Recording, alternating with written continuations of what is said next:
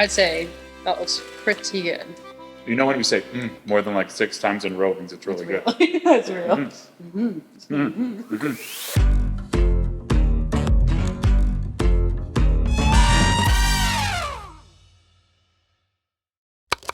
All right, Mal, you're back. I'm back. You're Mrs. Mallory Seawright. How was your honeymoon?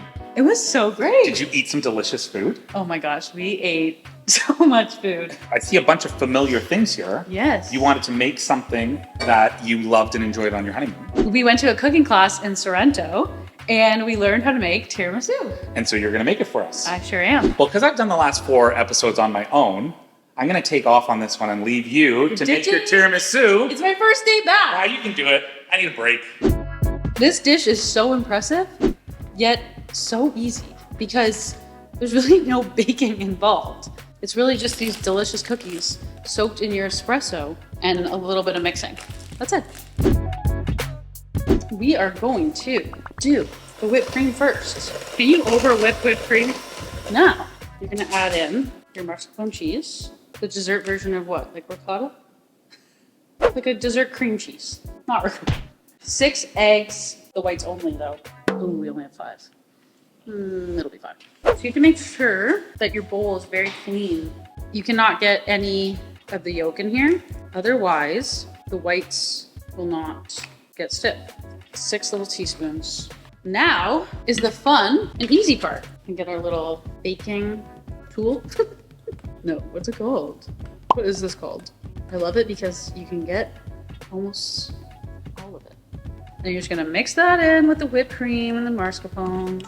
This is just an espresso from our espresso machine, but at home you can make really strong coffee. The trick I learned, which obviously if you're Italian and you make this all the time, you probably already know, but for someone like me, you take the sugary side and you keep it facing up and you dip it in quickly.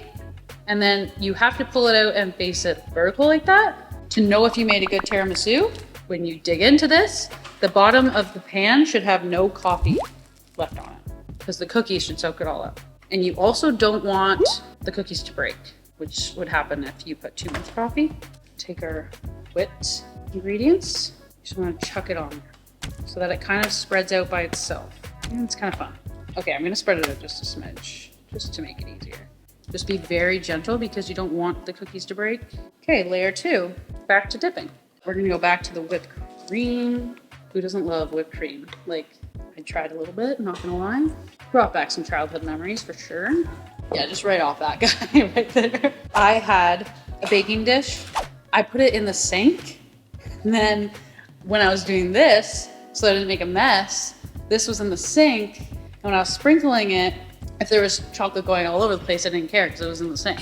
But we're at Vince's, and for you guys, I'll make a mess. And I'll clean it up, don't worry. This is really, you gotta be careful because it happens quicker than you think. Pretty good, eh? And that's it. Boom, bada, bing, bada, boom, you know? You know how those Italians say? Like, if you think about where we were a year ago to now. I would never. I'm wife Mallory now. So what do we do? So you made it? I made it. You said I should cut it. I was just gonna scoop it out. I think you should cut it. Okay. I want an inside piece. Oh, how do I do that? This is where you're tapped out. The whipped cream on the top is holding while I cut. That's a magnificent sign. No coffee on the bottom. Are you seeing this? That is a sign of a good tiramisu. Married Mallory. Good job. What do you say? Mangia. What do you say in Italian? Mangia, you know?